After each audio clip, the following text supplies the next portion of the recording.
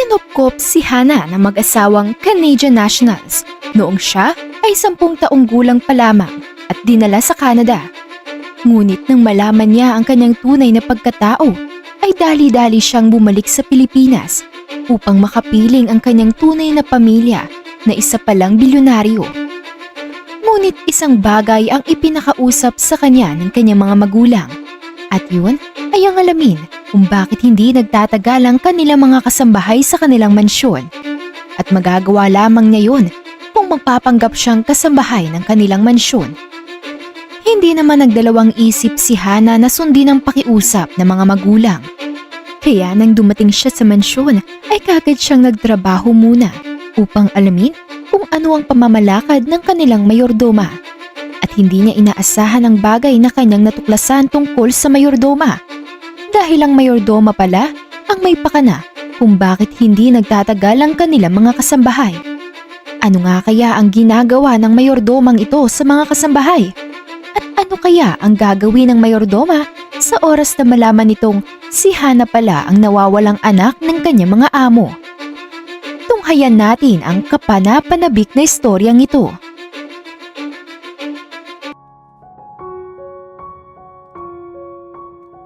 Umiiyak na nagpaalam si Hana sa mag-asawang Canadian nationals na umampon sa kanya sa loob ng 10 taon. Parang totoong mga magulang ang turing niya sa mga ito, at parang tunay na anak naman ang turing ng mga dayuhan sa kanya. Pinaramdam sa kanya ng mag-asawa ang tunay na pagmamahal ng isang totoong magulang. Kaya naman sobrang sakit para sa kanya na iwan ng taong nagpalaki sa kanya, nagturo ng mga mabubuting asal at nagturo na palaging katakutan ng Panginoon. Si Hana ay lumaki sa bahay ampunan hanggang siya'y nag-edad na 10. Nang siya'y tumuntong sa edad na yon, ay saka naman siya inampon ng mag-asawang Canadian nationals. Magaling na siya magsalita ng Ingles. Doon din siya nakapagtapos ng kolehiyo sa kursong Business Administration. 5 buwan pa lamang ang nakakalipas nang tawagan ng bahay ampunan ng kanyang foster parents at sinasabing may mag-asawang umaangkin na sila raw ang kanyang totoong mga magulang. Nagpadala ng strand ng buhok mula Canada patungo sa Pilipinas at ipina-DNA test ang strand ng buhok na yun. Dito nga nila nakumpirma na siya nga ang matagal nang nawawalang anak ng mag-asawang Razonable, isang bilyonaryong pamilya na nagmamay-ari sa ilang mga malls sa iba't ibang bahagi ng Pilipinas. Nang malaman ito ni Hana ay nag-iyakan sila ng kanyang foster parents at isinuko naman siya ng mga ito sa kanyang tunay na mga magulang. Nangako naman si Hana na once in a while ay bibisitahin niya sa Canada ang kanyang tumayong mga magulang. Nang dumating sa Pilipinas si Hana, sa airport pa lamang ay nag-iyakan na sila ng kanyang totoong mga magulang. Dinala siya ng mga ito sa isang restaurant at doon ay kumain. Hindi na nakapaghintay pa ang kanyang mga magulang na tanungin kung anong klaseng buhay ang naging meron siya magmula nang magkamulat siya sa mundong ito. Sinabi naman ni Hana na matapos naman ang pagpapalaki sa kanya sa bahay ampunan at naging mabuting tao naman sa kanya ang mga Canadian nationals. Humingi sa kanya ng patawad ang mga magulang na sina Carmen at Joshua dahil sa pagiging pabaya nila noon. Ayon sa mga magulang, 1 taong gulang pa lamang siya noon nang may kumidnap sa kanya at humingi ang mga kidnapper ng 10 milyong pisong ransom. Ang kaso ay hindi naman siya ibinalik ng mga kidnapper.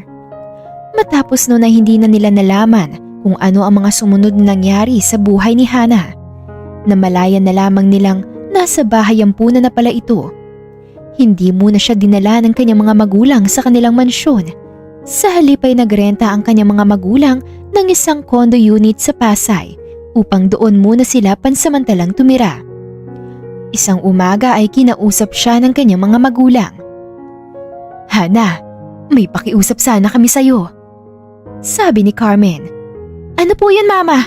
Ayos lang naman po ako." "Kasi ilang araw lang kami magtatagal dito sa Pilipinas dahil kailangan namin bumalik sa Japan para sa business namin doon. Siguro aabutin kami ng 1 buwan more or less," paliwanag ni Carmen. "Ayos lang naman po ako, Mama. Ano po ba yung pakiusap niyo sa akin?" Kasi ganito, yung mga kasambahay natin, ipinagtataka namin na umaabot lamang sila ng 2 linggo sa pagtatrabaho. Ang pinakamatagal na nitong nagdaang taon ay 1 buwan. Paliwanag ni Joshua. Ganun po ba? Hindi niyo po ba sila tinatanong kung bakit hindi sila nagtatagal sa trabaho? Tanong ni Hana. Tinatanong namin sila anak. Ang kaso, iba-iba naman ang sagot nila. Yung iba ay kailangan na raw talaga nilang umalis dahil naghahanap sila ng magandang environment. Yung iba naman nabababaan sa sahod. Yung iba naman personal na bagay. Walang common denominator ang mga rason nila kung bakit hindi sila nagtatagal. Sabi naman ni Carmen. Ano pong gusto niyong gawin ko, Mama? Kung maaari sana magpanggap ka bilang kasambahay sa mansyon natin. Para naman ikaw mismo ang makaranas sa buhay ng mga kasambahay sa mansyon. Pakiusap ni Carmen. Kung ito ay ayos lang naman sa iyo anak, hindi ka namin pipilitin kung ayaw mo. Sabi naman ni Joshua. Hindi po, ayos lang po ako. Wala pong problema sa akin. Pero hanggang kailan po ako magpapanggap? Bali next month kasi, aalis kami't pupunta sa Japan. Magsistay kami roon ng 1 buwan. Bali 1 buwan ka ring magpapanggap na kasambahay roon hanggang sa makauwi kami. Sabi ni Carmen. Ngumiti naman si Hana. Ayos lang po ako, Mama. Papa, mukhang masaya nga rin pong gawin yan eh. Huwag ka mag-alala. Hindi ka naman namin bibigyan ng mabigat na trabaho. Yung chill na trabaho lang ang gagawin mo. Sabi ng kanyang ama. Ano pong trabaho ang gagawin ko? Aalagaan mo lang yung pusa namin na si Feline. Isa siyang orange cat. Magiging caretaker ka lang niya. Sabi ni Carmen.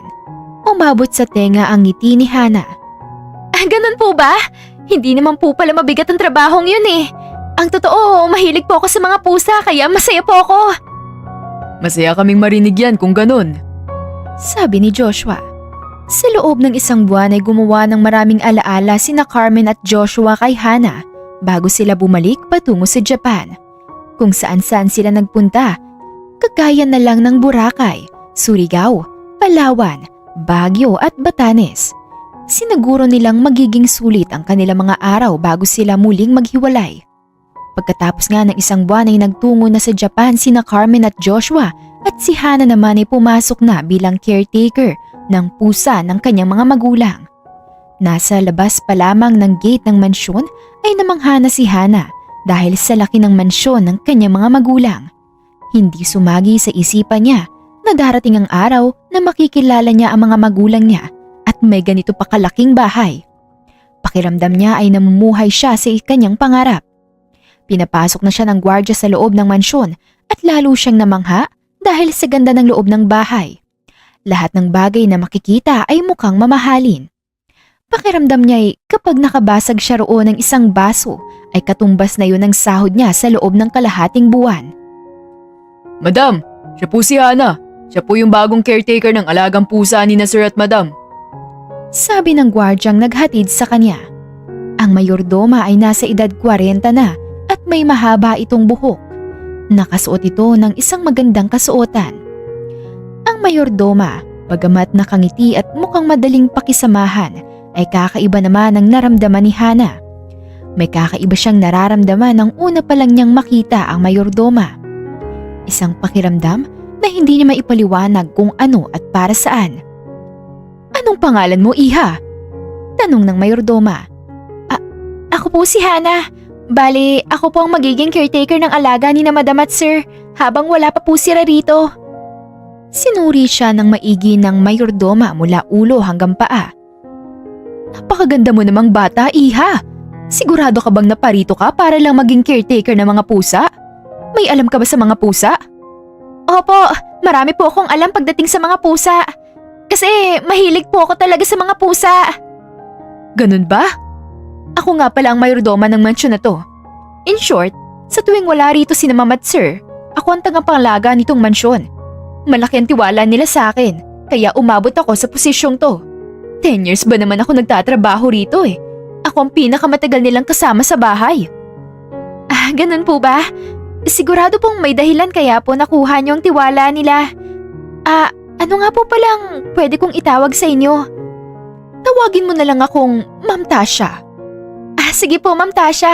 Nice to meet you po. Nagkamayan sila matapos noon.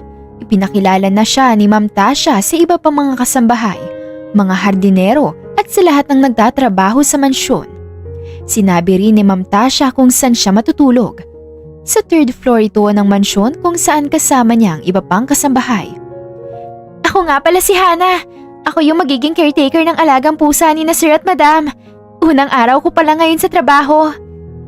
Pakilala ni Hana sa roommate niya. Nice to meet you. Ako naman si Laika. 1 linggo pa lang ako rito sa trabaho. Isa ako sa mga taglaban ng pamilya. Nice to meet you too. So far, ayos ka naman ba dito? Oo naman, feeling ko. Okay naman. Mababait naman ang mga lahat ng tao dito eh. Mabuti naman kung ganon. Balita ako kasi hindi nagtatagal ang mga kasambahay dito. Sabi ni Hana. Talaga? Hindi ko alam yon. Sino nagsabi sa'yo? Narinig ko lang. First day mo pala ngayon, di ba? Oo, pero nabanggit lang sa akin ng gwardya. Ganun pala. Ewan ko sa kanila kung bakit hindi sila nagtatagal. Kasi so far, maayos naman ang pakikitungo sa akin ng lahat.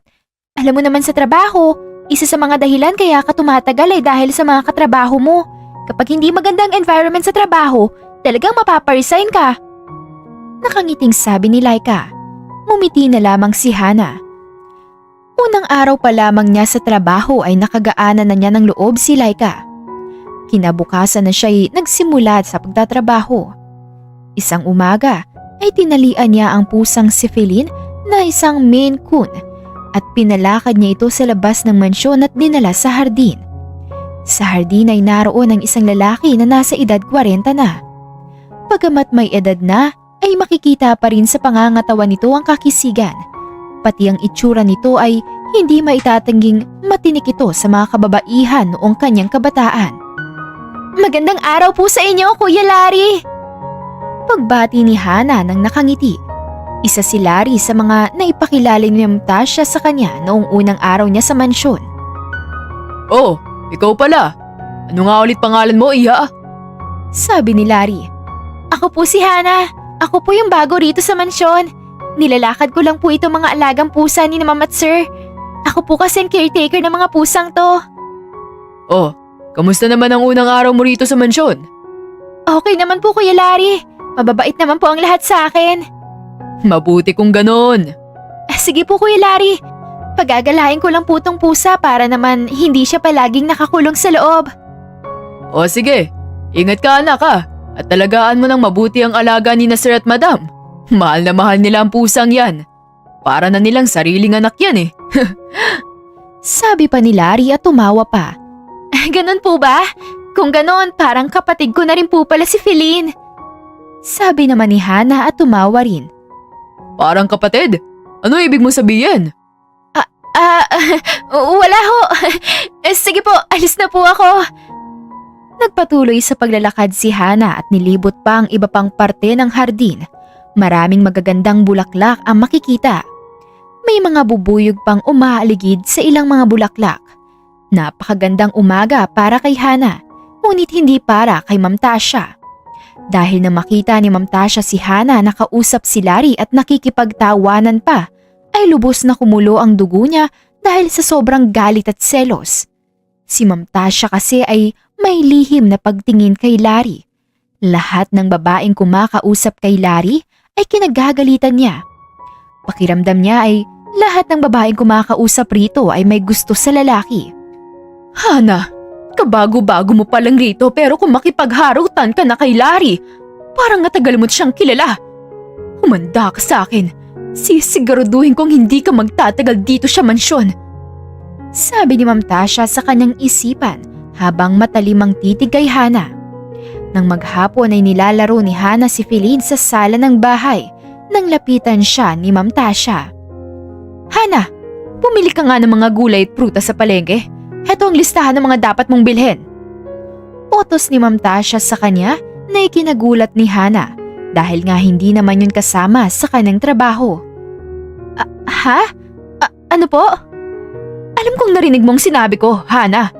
Pumili ka muna ng mga gulay at prutas sa palengke. Pag-uulit ni Ma'am Tasha. Pero hindi naman po yung kasama sa trabaho ko, ma'am. Grabe ka naman kung makareklamo. Hindi nga yung kasama sa trabaho mo pero maawa ka naman sa ibang mga kasambahay dito. Napapagod sila sa pagtatrabaho rito. Pero ikaw, minamani mo lang yung trabaho mo. Parehas naman kayo ng sahod. Hindi ka naman araw-araw inuutusan. Kahit kaunting konsiderasyon man lang sana, Hana. Paniner mo ni Ma'am Tasha. Sige po, Ma'am Tasha. Pagsuko na lang ni Hana dahil ramdam niyang galit na si Ma'am Tasha sa kanya. Napaisip siya kung bakit sa isang iglap ay bigla na lamang nagbago ang pakikitungo sa kanya ni Ma'am Tasha. Parang ibang tao ito. Sinunod na lamang niya ang utos ni Ma'am Tasha at namalengke. 6:00 na siya ng gabi nakauwi at dinala sa kusina ang kanyang mga pinamili. Matapos ay humingi sa kanya ng paumanhin si Ma'am Tasha dahil sa pagtataas nito ng boses sa kanya kanina. Sinabi naman ni Hana nakakalimutan na lamang niya ang tungkol doon. Nang maggabi, bago matulog ay tinawagan siya ng kanyang mga magulang upang kausapin siya at tanungin kung ano ang experience niya sa mansyon sa loob ng unang linggo niya. At sinabi naman niyang so far ay okay naman siya. Hindi na niya binanggit ang tungkol sa pag-akto ni Ma'am Tasha kanina dahil anyay maliit na bagay lang naman ito at hindi worth mentioning. Isang araw ay nagtungo ulit si Hana sa hardin dahil ito ang paborito niyang spot sa buong mansyon. Kasama niya si Feline na nakatali at nilalakad niya. Nakita niya ulit si Larry at nagugupit na mga halaman at pinapantay ang mga ito. Wow! Ang galing niyo po, sir! Ilang taon na po kayo nagtatrabaho rito? Tanong ni Hana. Ako? Aba, matagal na. 10 taon na rin kami dito. Kasabayan ko pa yung asawa ko at si Tasha. Sabay-sabay kami ritong pumasok. Sabi ni Larry. Matagal na rin po pala. Ano pong trabaho ng asawa niyo dito dati, sir? Tanong ni Hana. Kasambay rin siya, gaya ni Tasha noon. Ganun po pala. Bakit po pala siya nawala dito sa trabaho? Kasi mahabang kwento eh. May nangyari kasing hindi maganda rito noon kaya pinatalsik siya ni na Ma'am at Sir. Ganun po pala. Bali, asawa niyo na po siya noon bago kayo pumasok dito? Nako, hindi. Dito ko lang nakilala ang asawa ko. Dito ko siya nilagawan at naging kami ng pasikreto. Hindi alam ni na Sir at Madam na kami noon. Ganun po pala. Pwede ko po bang malaman kung bakit pinatalsik yung asawa niyo rito sa mansyon? Kung okay lang po sa inyo Sandaling tumigil si Larry sa pagugupit ng mga halaman. Ang totoo kasi niyan, napagbintangan siyang magnanakaw. May naglagay ng alahas ni Madam sa bag niya. Kaya ayun, pinalayas siya. Mabuti nga't hindi siya kinasuhan. Pero naniniwala ako na hindi niya magagawa yun. Ganun po ba? Kawawa naman po pala siya. Kung hindi po siya ang naglagay ng alahas sa bag niya, may ideya po ba kayo kung sino? Meron, pero wala akong ebidensya. Kaya mas maiging sarilihin ko na lang yun. Pero hayaan mo na, ang importante, masaya na rin kami ng asawa ko ngayon. Ganun po ba? Nasa na po siya ngayon, Kuya Larry? Nasa Surigao siya ngayon at inaalagaan ng mga anak namin. Umuwi ako ron kada buwan. Binibigyan ako ni na Sir at Madam ng 3 araw na paid leave. Kaya kahit na wala akong pasok ay pinabayaran pa rin nila ako. Sobrang bait nga ni na Sir at Madam. Basta makuha lang ang tiwala nila. Ganun po pala. Nako, sorry po, ang dami kong naitanong sa inyo. Napaka-chismosa ko talaga. Komento na lamang ni Hana at nagtawanan sila ni Larry. Nakatingin naman mula sa malayo si Ma'am Tasha at nag-aalab sa galit ang kanyang tingin. Kung nakakamatay lamang ang tingin ay baka wala ng buhay ngayon si Hana. Labis na nag-uumapaw ang selos na kanyang nararamdaman. Pakiramdam niya'y nakikipag-flirt si Hana kay Larry at inaagaw nito si Larry mula sa kanya. Kinabukasan, matapos pakainin ni Hana si Feline ay nagtungo muna siya sa hardin upang umihip ng preskong simoy ng hangin.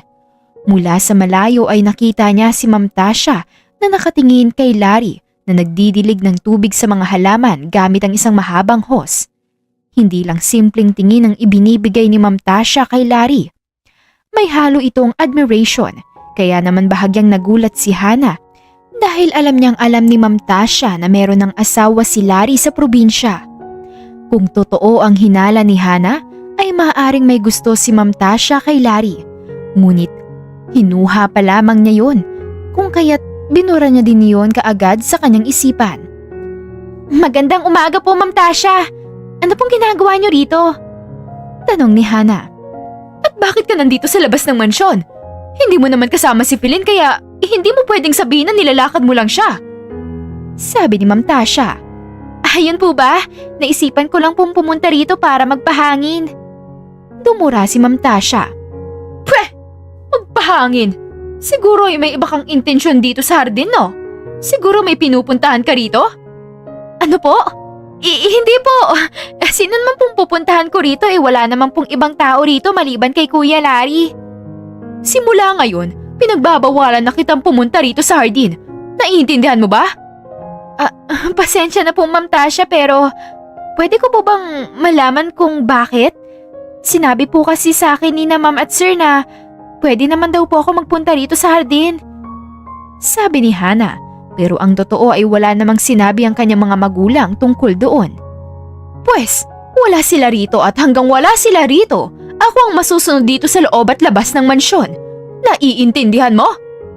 Ma'am Tasha, bakit naman po biglang nagbago ang pakikitungo niyo sa akin? Parang kahapon lang po, sobrang bait niyo po sa akin Nalilitong tanong ni Hana. Hindi nagbabago ang pakikitungo ko. Umaakto lang ako sa nararapat na sitwasyon. Pumasok ka na sa loob at huwag ka ng maraming tanong. Upang hindi na magkaroon pa ng gulo ay sumunod na lamang si Hana at pumasok na lamang siya sa kanyang kwarto. Naabutan pa niyang lumuluha si Laika sa kama nito na para bang malalim ang pinagdaraan nito. Oh, Laika, bakit ka umiiyak? Pagtataka ni Hana. Nagpunas ng luha sa mga mata si Laika at pilit nang umiti. Wala to. Simple lang to. Medyo nasaktan lang ako sa sinabi ni Ma'am Tasha sa akin. Pero aminado naman akong kasalanan ko. Ha? Bakit? Ano bang ginawa mo? Pagtataka ni Hana. Lumabas kasi ako sa may hardin para sana magpahangin. Ang kaso, pinayuhan ako ni Ma'am Tasha na wag akong pupunta ron. Pero hindi pa rin ako nakinig. Pinagbawalan ka rin niyang pumunta sa hardin? Hindi makapaniwalang pagkumpirma ni Hana. Oy, huwag daw akong pupunta doon.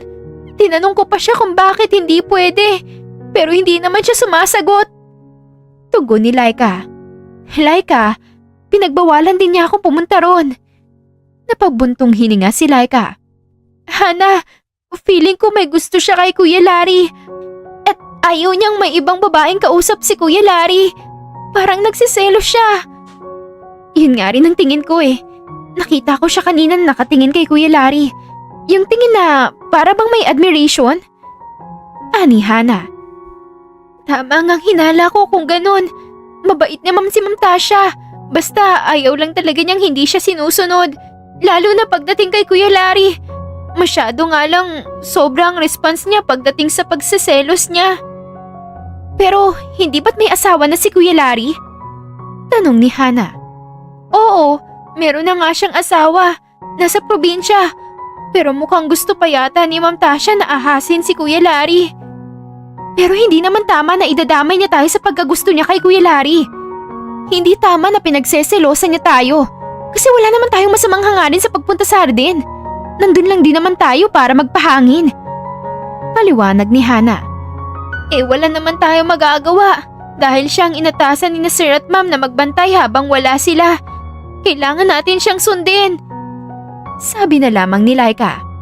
Kinabukasan ay galing sa pamamalengke si Laika at nasalubong niya sa bandang harap ng gate si Larry. Binati siya ni Larry nang nakangiti at ngumiti rin naman si Laika upang suklian ang ngiti ng lalaki. Ngunit hindi nagustuhan ni Ma'am Tasha ang naging tugon ni Laika sa ngiting yun ni Larry. Naikuyom na lamang niya ang kanyang mga kamao sa sobrang galit habang matalas ang tingin kay Laika. Si Hana naman ay nasa bandang kaliwa lamang ni Ma'am Tasha. Kitang-kita ni Hana ang nag-aalab na galit at selos sa mga mata ni Ma'am Tasha. Nang maggabi ay kumakain na sila ng hapunan. Nasaan si Kuya Larry? Tanong pa ng isang kasambahay na si Peppa. Kumain na siya kanina. Simula ngayon, Siya na ang mauunang kumain sa ating lahat dahil kailangan daw niyang agahan ng pagkain gawa ng marami pa siyang kailangan tapusin. Paliwanag ni Ma'am Tasha. Ngunit kaagad na nabatid ni Hana na ayaw lamang makita ni Ma'am Tasha si Larry na nakikihalubilo sa ibang mga babae sa mansyon. Naisip ni Hana na baka kaya hindi nagtatagal ang mga kasambahay sa mansyon ay dahil pinapahirapan ng mga ito ni Ma'am Tasha sa tuwing napapalapit ang mga ito kay Larry. Gayunpaman ay hindi siya nakakasigurado kung yun nga ba talaga ang tunay na dahilan. Dalawa sa mga kaklose ni Ma'am Tasha ay sina Sasha, 37 taong gulang at si Maloy, 40 taong gulang. Silang dalawa lang ang palaging kasama at kausap ni Ma'am Tasha. Nalaman ni Hana na mahigit 1 taon na palang nagtatrabaho ang dalawa sa mansyon. Dito napansin ni Hana na ang mga hindi lamang nagtatagal sa mansyon ay ang mga kasambahay na nasa edad 30 pababa. O maaari din namang hindi na pinagseselosa ni Ma'am Tasha sina Maloy at Sasha sapagkat hindi naman attractive ang itsura ng mga ito. Maaring alam ni Ma'am Tasha na hindi lang naman nahuhumaling si Larry sa dalawang kaibigan kaya hindi na siya natitreten sa mga ito. Kausap ni Ma'am Tasha sina Maloy at Sasha sa hardin habang sila'y nagpapahinga. Nakaupo lang sila sa isang bench na nakapwesto sa ilalim ng isang malaking puno.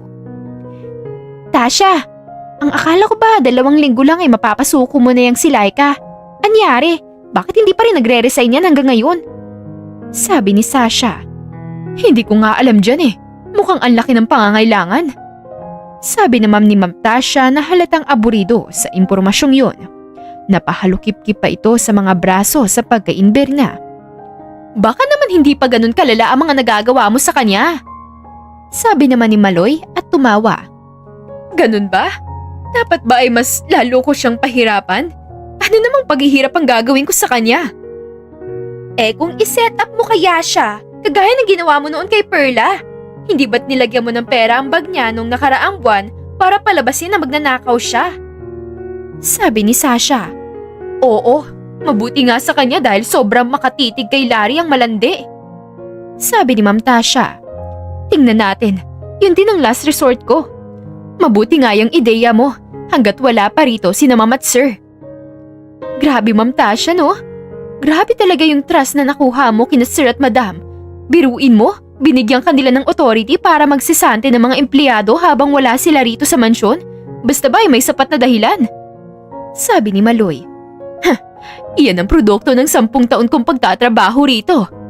Lahat ba naman ng mga kasabayan ko rito sa mansyon eh nagawala na? Ako na lang ang natira. Iba talaga kapag loyal ka sa mga amo mo. Sabi ni Ma'am Tasha. Eh, yang si Hana. Sobrang ganda rin ng batang yan. Hindi mo rin ba pagseselosan yan? Panay rin ang punta niyan sa garden ah. Para bang gustong gusto nang magpagalaw kay Larry. Sabi naman ni Sasha. Isa pa yung babaeng yan. Matigas ang ulo at palasagot. Pagkatapos kong iset up si Laika ay siya naman ang isusunod ko. Sisiguraduhin ko siyang kusang aalis dito sa mansyon.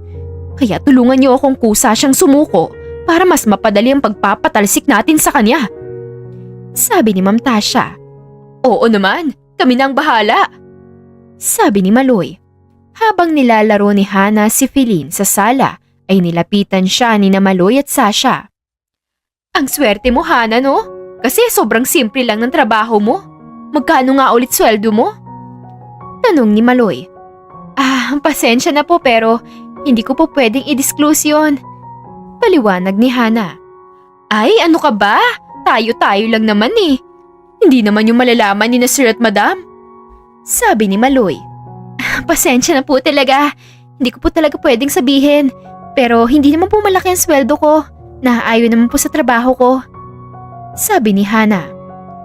Umaabot ba ng 20,000 kada buwan? Tanong ni Sasha. Hindi ko po talaga pwedeng sabihin Ate Sasha. Dito sumimangot ang dalawa. Ang arte mo naman, hindi ka marunong makisama. Kung ganyan ka, talagang hindi ka magtatagal dito sa mansyon. Sabi ni Sasha. May pinirmahan lang po kasi talaga akong kontrata kina Sir at Madam. Hindi ko po talaga pwedeng sabihin. Pagpipilit ni Hana kahit na hindi naman ito totoo. Hindi nga nila malalaman kasi hindi naman namin sasabihin. Hindi ka ba nakakaintindi? Mataas na boses na sabi ni Maloy. Diyos ko, kabago-bago. Akala mo kung sino? Tara na nga, Maloy. Umiinit lang ang ulo ko sa babaeng yan. Sabi ni Sasha at umalis na nga silang dalawa ni Maloy. Naiwan naman si Hana sa sala at dinala na lang niya si Feline sa kwarto ng kanyang mga magulang at doon ito nilaro. Maya-maya ay pumasok sa loob si Ma'am Tasha na galit na galit. Bakit ka pumasok dito sa kwarto ni na Sir at Madam? Tanong ni Ma'am Tasha. Bakit po? Bawal din po ba? Oo, bawal na bawal. At ako lang ang pinahihintulutang pumasok dito. Hindi pwedeng pumasok dito ang kung sino-sino. Galit na sabi ni Ma'am Tasha. Pero sabi po ni Madam, pwede raw po akong pumasok dito kahit kailan ko gustuhin. Lalo po't nasanay rito si Feline. Paliwanag ni Hana kahit hindi naman ito totoo. Sinampal siya ni Ma'am Tasha na lubha niyang ikinagulat. So sinasabi mong sinungaling ako?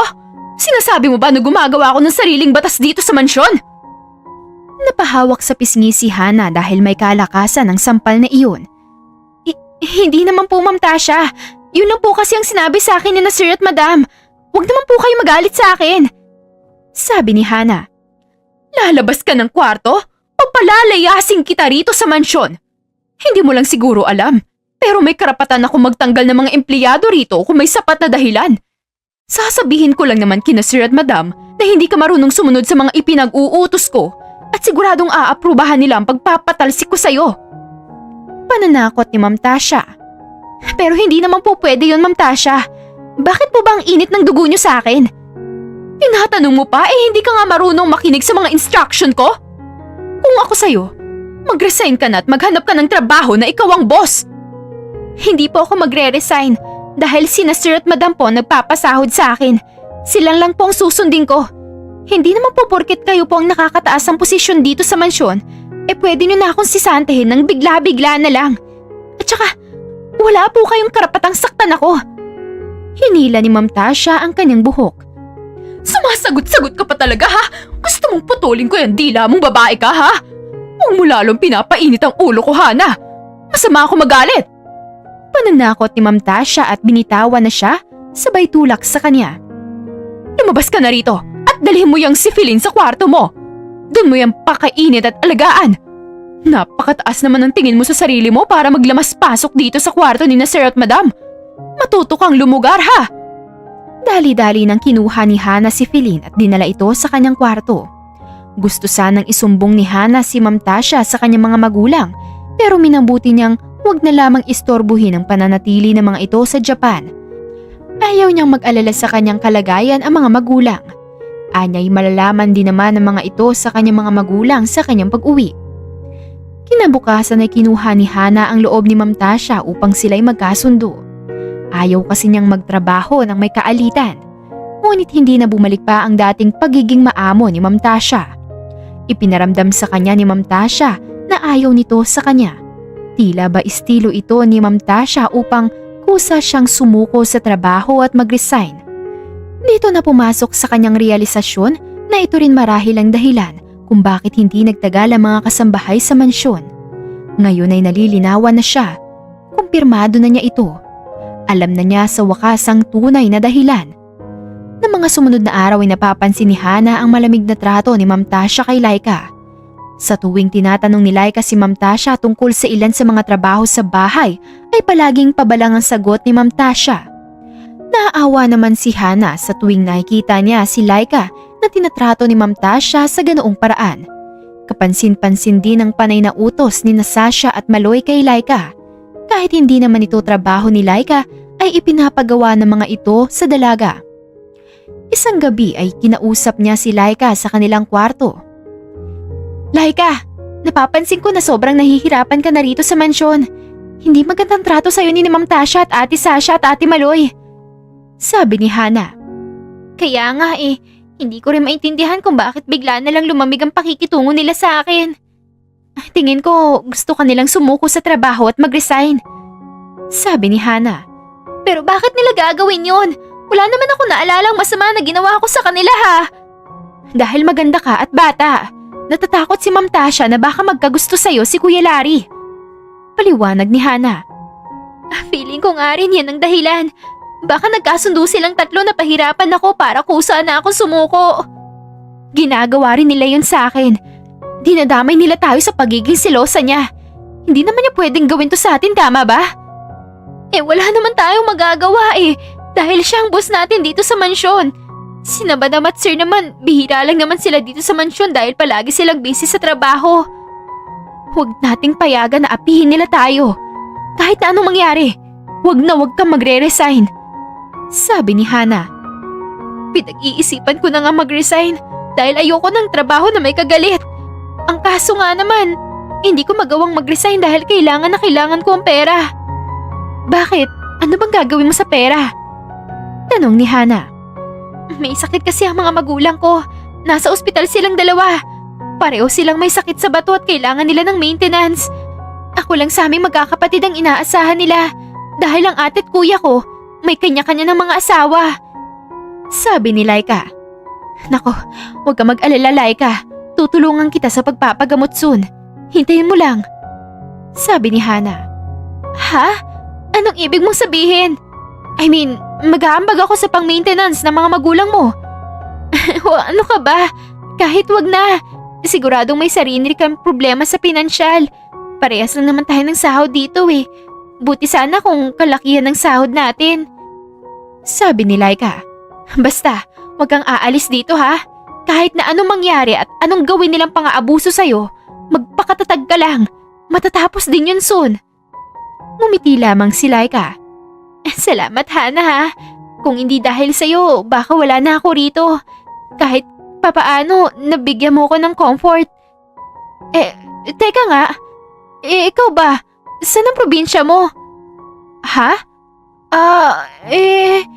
Nag-isip si Hana ng pwedeng sasabihin.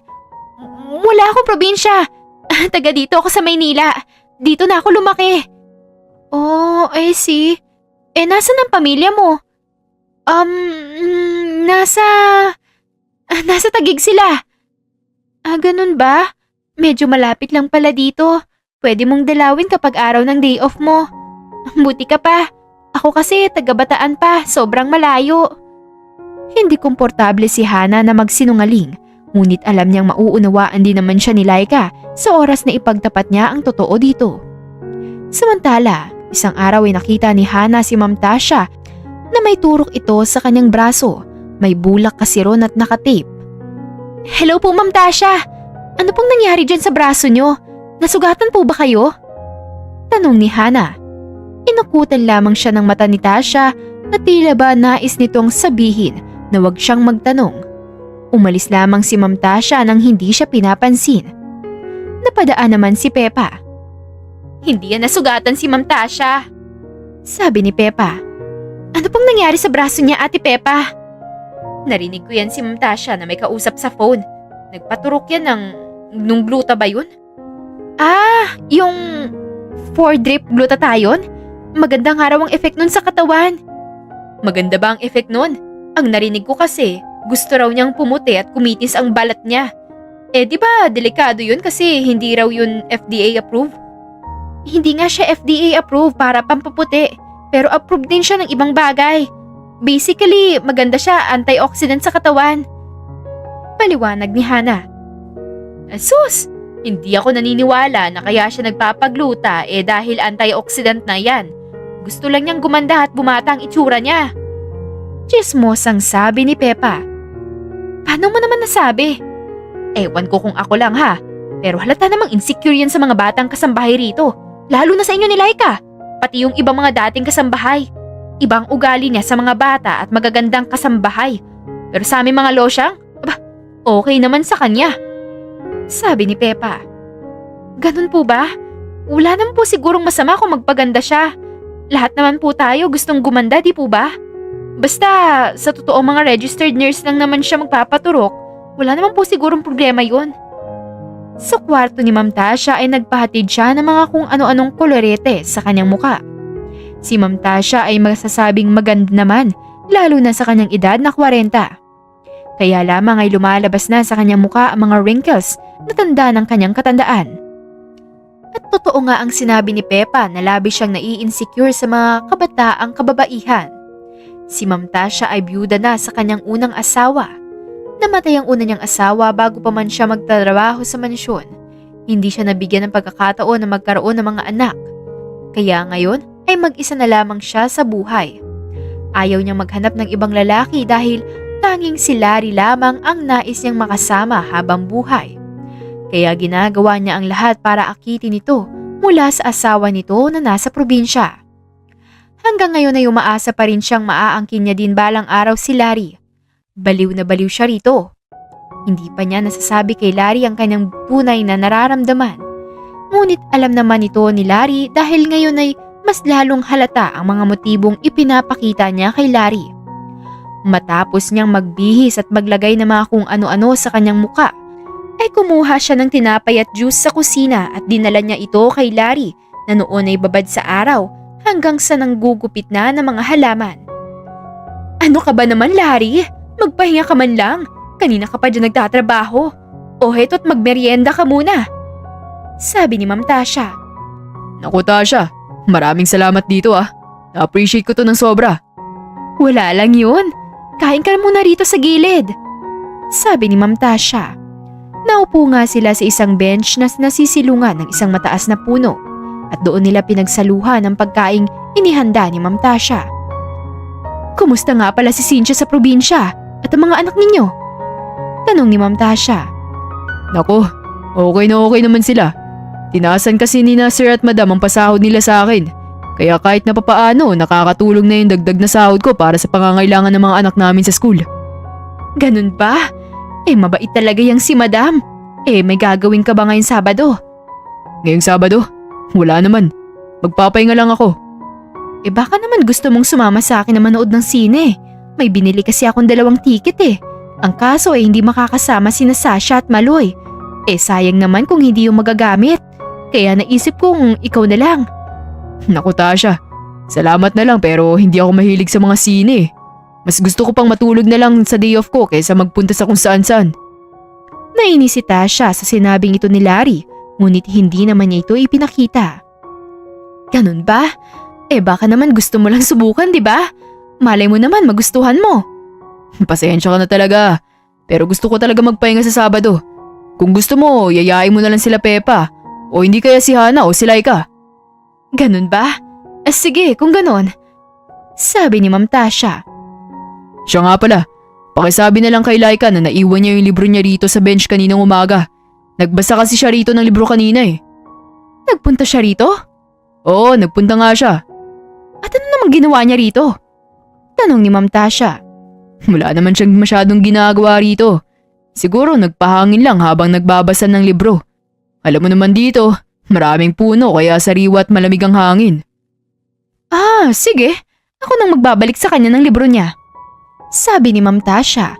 Kinuha naman ni Larry ang libro mula sa lugar na pinagtataguan niya at nagpaalam na siya kay Larry at pumasok na sa kwarto.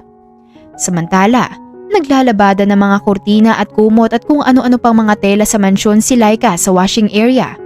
Pumasok si Hana dahil wala naman siyang ibang ginagawa dahil natutulog ngayon si Feline. Laika! Tulungan na kita maglaba dyan! Tulog naman na si Feline ngayon eh. Sabi ni Hana. Hala! Okay ka lang ba? Nakakahiya naman sa'yo. Ano ka ba? Ayos lang yan. Simula ngayon, magkaibigan na rin naman tayo. If okay lang sa'yo. Ano ka ba? Syempre naman, okay lang yun no? Thank you. Tulungan na kita magbanlaw.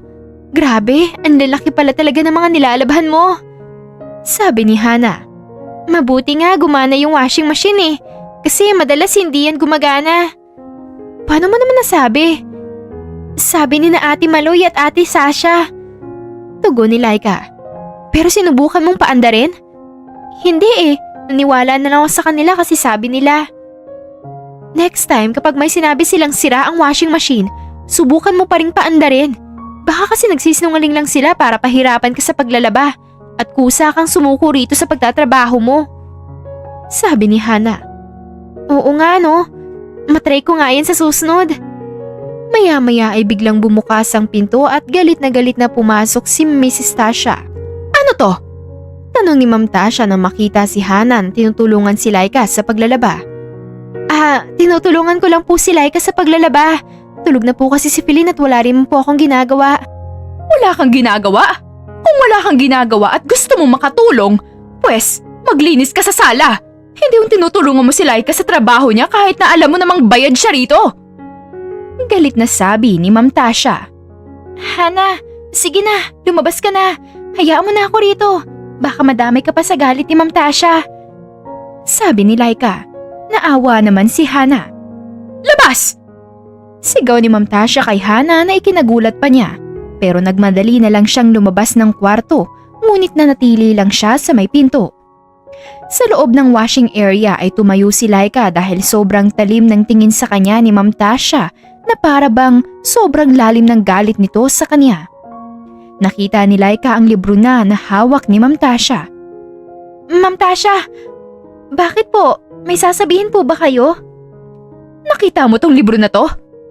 Sabi ni Ma'am Tasha. Opo, sa akin po yan. Kabadong sabi ni Laika. Hulaan mo kung saan ko to nakita.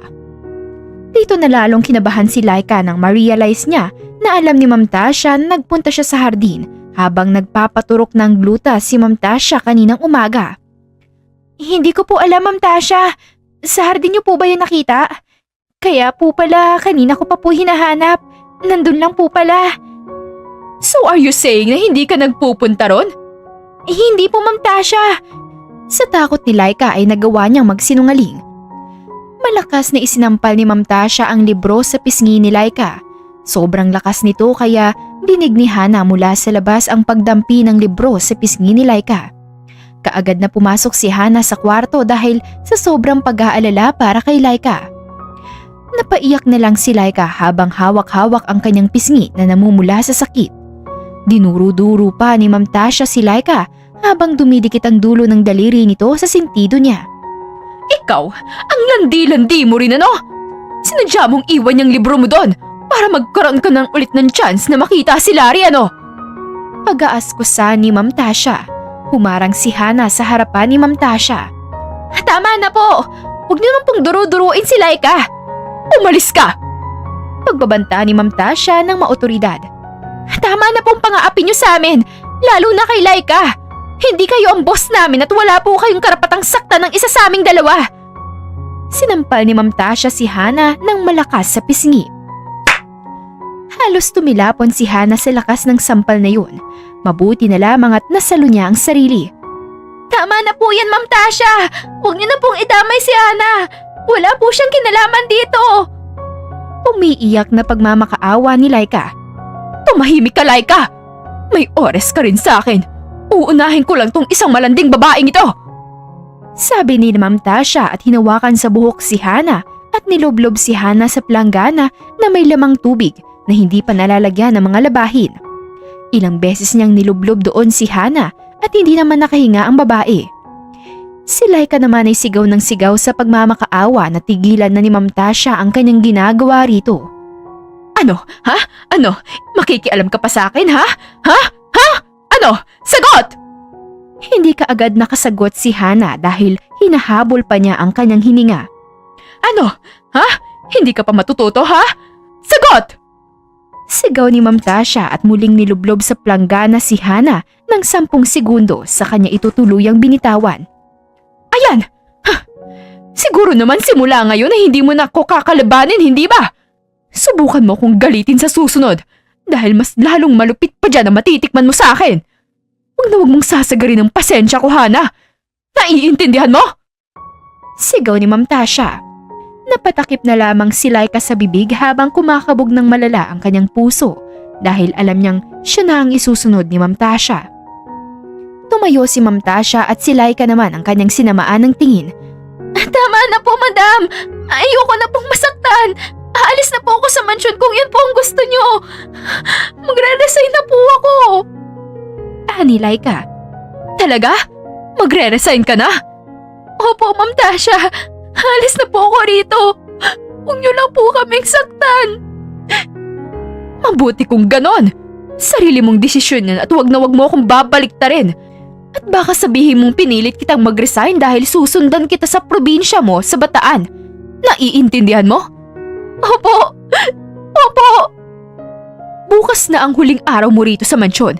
At bukas na bukas, gusto ko bago magtanghali ay wala ka na rito. Naiintindihan mo? Opo, Ma'am Tasha! Opo! Umiiyak na sabi ni Laika. Tapusin mo na yung paglalaba mo! Sigaw ni Ma'am Tasha at saka na ito lumabas. Padabog pa ang pagsara niya ng pinto kaya muntikan pa itong masira. Hana! Ayos ka lang ba? Pasensya ka na ha! Kasalanan ko kung bakit nangyari sa'yo to! Ano ka ba? Hindi mo to kasalanan. Walang ibang dapat nasisihin kung hindi ang bruhang yon. Isusumbong ko siya kina Sir at Madam. Please Hana, huwag mo nang gawin yan. Hindi ka rin paniniwalaan ni na Sir at Madam. Mas paniniwalaan nila si Ma'am Tasha kasi siya yung mayordoma ng mansyon. Kapag nagsumbong ka pa, baka palabasin ni Ma'am Tasha nagdangdakaw tayo rito. Baka idemanda pa nila tayo.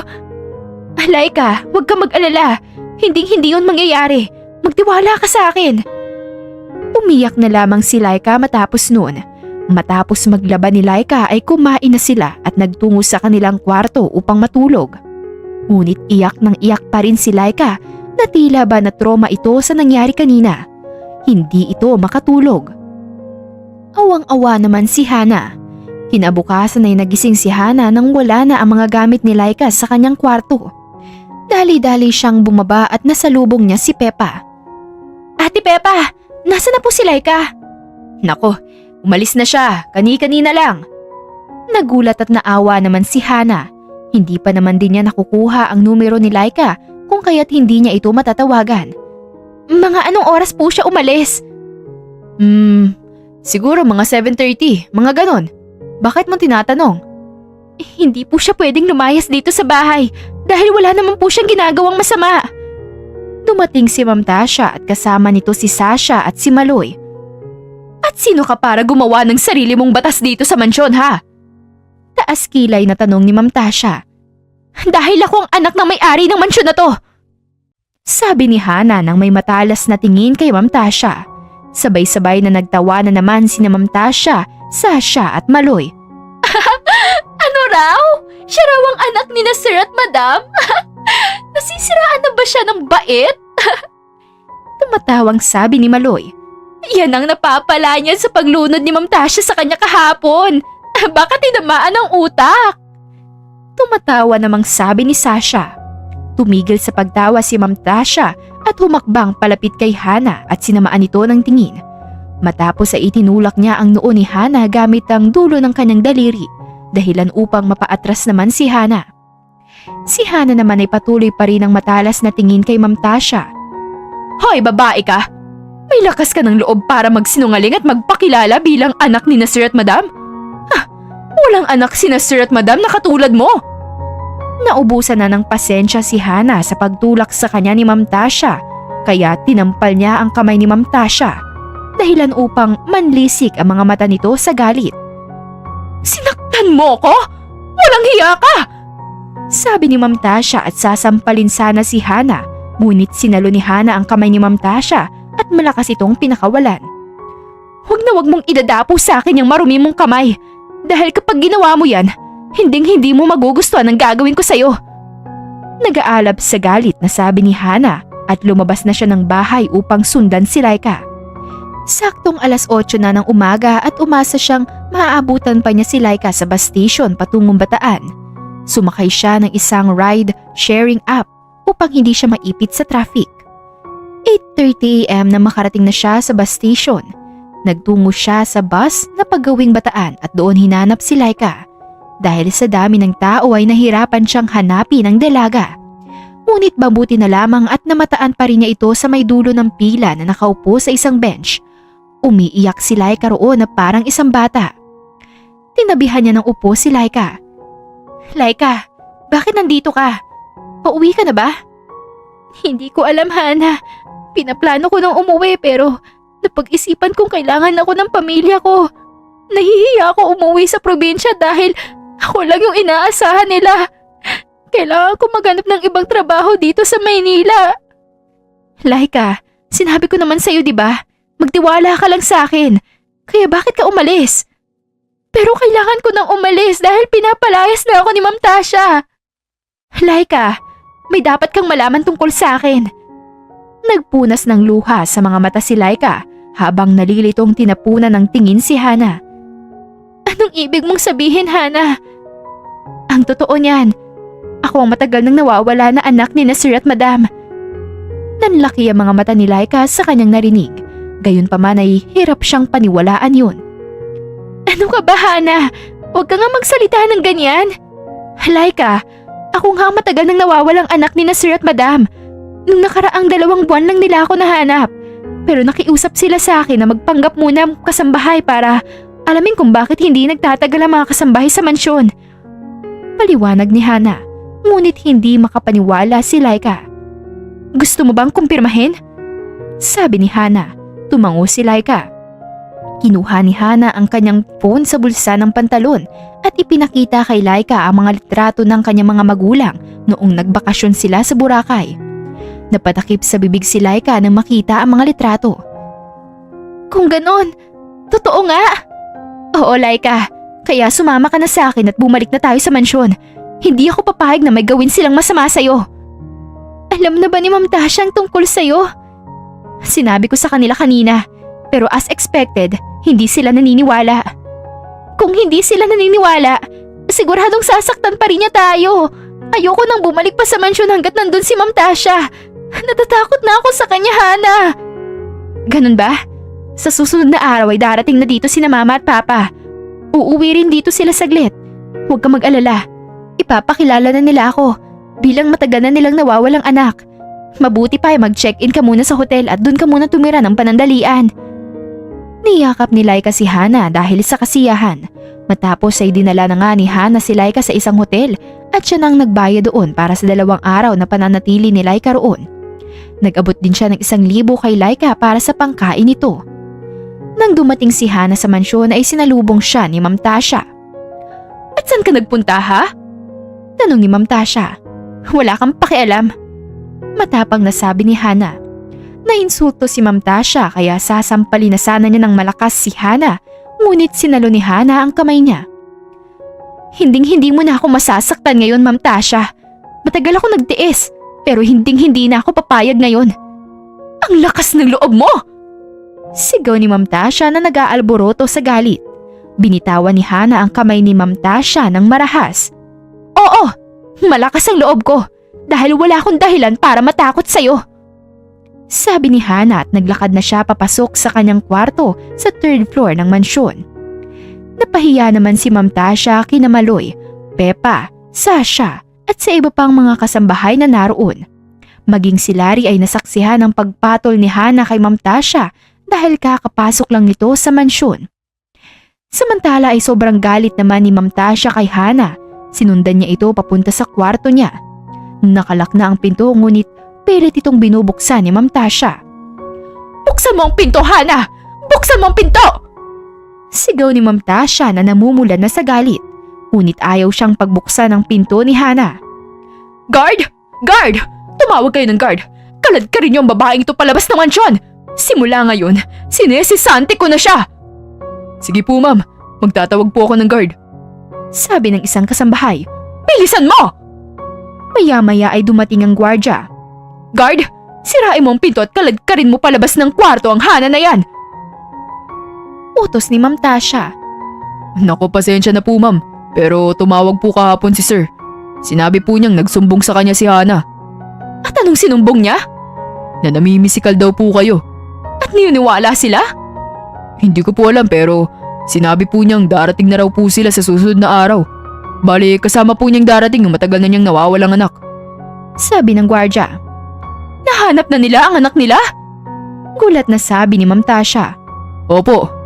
Kung ganon, bakit hindi pa niya pinapalayas ang babaeng ito? May tiwala sila dapat sa akin. Gusto raw po nilang pumagitan sa kung ano man po nangyayari sa mansyon. Ayaw na raw po kasi nilang mabawasan na naman ang kasambahay sa mansyon. Paliwanag ng gwardya. Nanggigigil naman sa galit si Ma'am Tasha. Magsibalik na nga kayo sa mga trabaho ninyo! Sigaw ni Ma'am Tasha dahil sa pagpaligid sa kanya ng mga kasambahay. Nang makaalis ang lahat ay inilapit niya ang bibig niya sa may pinto. Hana, humanda ka sa akin. Tingin mo ba, ikaw ang paniniwalaan ni Sir at Madam bukas? Sa oras na mapalayas kita rito sa mansyon, Tingin mo ba doon na yun magtatapos? Susundan kita kahit saang lupalop ka man dali ng mga paa mo at ipapatikim ko sa'yo ang pamamahiya mo sa akin. Naiintindihan mo? Sabihin ko lang sa kanilang nagnakaw ka rito sa mansyon. Siguradong paniniwalaan na nila ako. Nagawa ko na yun sa maraming kasambahay rito sa mansyon. Kaya maghintay ka. Pananakot nito at saka siya umalis. Nang sumunod na araw ay lumabas ng mansyon si Hana at sinundo sa airport ang kanyang mga magulang. Kumain sila sa isang hotel at doon ipinaliwanag ni Hana ang lahat ng karanasan niya sa mansyon. Labis na galit naman ang naramdaman ng kanyang mga magulang at desidido na silang palayasin ang mayordoma. Nagbihis si Hana ng magandang damit dahil nga ipapakilala na siya ng kanyang mga magulang sa mga tao sa mansyon. Pagdating nila sa mansyon ay sinalubong sila ng lahat ng mga tauhan ng mansyon sa gate. Nasa 10 ang mga trabahador ng mansyon na naroon, nakatayo habang nakaabang. Nang pumasok sina Carmen at Joshua ay binati sila ng mga tauhan na pinangungunahan ni Ma'am Tasha. Kumusta po kayo, sir? Madam, kumusta pong trabaho niyo sa Japan? Tanong ni Ma'am Tasha nang may matamis na ngiti sa mga labi. Ayun, okay lang. Walang ganang sabi ni Joshua. Mabuti naman po kung ganon. Siya nga po pala, congratulations po dahil nahanap niyo na raw po ang inyong anak na matagal niyo nang hinahanap. Nasaan po siya, sir? Madam? Sabi ni Ma'am Tasha. Oo, nahanap na nga namin siya at kilalang kilala niyo siya. Sabi ni Carmen. Nagtinginan ng lahat sa pagtataka. Kilala po namin? Sino po? Saka naman pumasok sa gate si Hana na may bagarang kasuotan. Tumabi si Hana sa kanyang mga magulang. Magandang araw po sa inyong lahat. Ako po si Hana. Ako pong matagal nang nawawalang anak ng inyong amo rito sa mansyon. Pakilala ni Hana nang nakangiti at matapos ay tiningnan niya si Ma'am Tasha na tila ba nangaasar. Pumasok na rin si Laika sa gate dahil sinundo na rin ito ni Hana sa hotel. Nanlalaki ang sagulat ang mga mata ng lahat, lalo na sina Ma'am Tasha, Maloy at Sasha. Anak po ninyo si Hana? Paniniguro ni Ma'am Tasha. Sinampal ni Carmen si Ma'am Tasha ng malakas na labis na ikinagulat ang lahat ng tao sa lugar. Yan ang sagot sa tanong mo! Galit na sabi ni Carmen. Madam, ano pong ibig sabihin ninyo? Sabi ni Ma'am Carmen. Hindi mo pa ba nakukuha? Matagal na ako nagsususpecha kung bakit hindi nagtatagal ang mga kasambahay natin dito sa mansyon. Ito palang ginagawa mo sa kanila. Minamaltrato mo sila dahil sa pinagseselosan mo sila. 10 taon kitang pinagkatiwalaan, Tasha. Madam, wala pong katotohanan ng mga yon. Huwag ka na mag-akila pa, Ma'am Tasha. Wala akong dahilan para magsinungaling kina Mama at Papa. Saksi si Laika sa lahat ng pang-aabuso mo. Pati ako, dinamay mo sa selos mo. May gusto ka kay Kuya Larry, kaya lahat ng babaeng kinakausap ni Kuya Larry ay pinagseselosan mo. At ginagawa mong lahat para kusa silang umalis sa mansyon. Sabi ni Hana. Hana, ano ka ba? Bakit ka naman nagsisinungaling? Sabi ni Ma'am Tasha na labis ang kaba. Tasha, umalis ka na sa mansyon at ayoko na makita yung pagmumukha mo. Sinesisante na kita. Sabi ni Carmen at hinawakan niya si Hana saka sila pumasok sa mansyon. Naiwan si Joshua at tinuro sina Maloy at Sasha. At kayo, Sasha, Maloy, sinisisante ko na rin kayo sa pagiging kasabwat nyo sa pagpapahirap sa mga kasambahay. Mag-impake na kayo. Gusto kong bago mag-alas 12, wala na kayo rito sa mansyon. Or else, ipapakaladkad ko kayo sa mga gwardya. Kayong lahat, maliban sa inyong 3, bumalik na kayo sa trabaho. Sabi ni Joshua sa kanya sinundan ng kanyang mag-ina sa loob ng mansyon. Nagsibalik na nga ang lahat ng mga tauhan ng mansyon maliban kina Tasha, Maloy at Sasha. Nag-iyakan ng 3 dahil kailangan na kailangan nila ang trabahong ito. Nagmamakaawa pa sila ngunit hindi na sila kinausap pa ni na Carmen at Joshua. Si Ma'am Tasha naman ay nag-impake na ng kanyang mga gamit at pinuntahan sa hardin si Larry. Larry, may gusto sana akong ipagtapat sa'yo. Sabi ni Ma'am Tasha. Huwag mo nang sabihin dahil alam ko ang tungkol dun. Matagal ko nang alam kaya huwag mo nang sabihin. Sabi ni Larry. Kung ganon, wala ba talaga akong pag-asa? Durog ang pusong sabi ni Ma'am Tasha. Wala. Alam ko rin na ikaw nag-set up kay Cynthia nun dahilan para mapalaya siya sa mansyon. Wala lang akong ebidensya para suportahan yun. Pero total, mawawala ka rin naman dito sa mansyon. Gusto ko nang ipaalam sa'yo na alam ko yun. At hindi kita mapapatawad sa ginawa mong yun. Masaya ako na mawawala ka rito sa mansyon. Sabi ni Larry at ipinagpatuloy na ang pagtatrabaho. Parang baso na nadurog ang puso ni Ma'am Tasha dahil sa kanyang narinig. Napaiyak na lamang siya. Gustuhin man niyang yakapin sa huling pagkakataon si Larry ay hindi na niya nagawa pa. Kinasusuklaman pala siya ng taong mahal niya nang wala man lang siyang kaalam-alam. Sa huli ay sabay-sabay silang umalis ni Sasha at Maloy. Samantala, sinabi ni Hannah sa mga magulang ang tungkol sa asawa ni Larry na si Cynthia na hindi naman ito totoong nagnakaw. Sa halip ay sinet up lamang ito ni Ma'am Tasha. Kaya naman kinausap ni Carmen si Larry at sinabing pabalikin sa mansyon si Cynthia upang dito na ito magtrabaho at dito na rin nila palakihin ang kanilang mga anak. Masaya naman si Larry nang malaman yun. Dinala nga ni Larry si Cynthia at ang dalawa nilang anak sa mansyon. Upang makabawi sina Carmen at Joshua sa hindi makatarungan nilang pagsisisante rito noon, ginawa nilang mayordoma ng mansyon si Cynthia. Kinausap naman ng mabuti ni Carmen at Joshua ang lahat ng kasambahay at sinabing hindi sila makakapayag na may muling mangyaring bullying sa mansyon. Sinabi nila na lahat ng bullying na mararanasan ng mga kasambahay sa kapwa kasambahay ay ipagbigay alamagad ng mga ito, bagay na ikinatuwa naman ng mga kasambahay. Bumalik nga si Laika sa pagiging kasambahay sa mansyon. Kagaya ng ipinangako noon ni Hannah ay humingi siya ng pera sa mga magulang upang makatulong sa mga magulang ni Laika. Magmula noon ay naging maayos na ang pagtatrabaho ng mga tao sa mansyon. Lahat ng kasambahay na naroon ay tumagal na ng 1 taon pataas. Meron na silang magandang work environment. Hindi na maya't maya ay hiring ng kasambahayang mansyon. Naging mabuti rin kasi ang pamamalakad ni Cynthia sa mansyon. At nangyari ang lahat ng ito dahil sa pagdating ni Hannah sa mansyon. Siya ang susi sa lahat ng mga nangyayaring pagbabago sa mansyon. At dito na po nagtatapos ang kwento para sa araw na ito. Muli, ako po si Miss Demi at ito ang Hack Stories.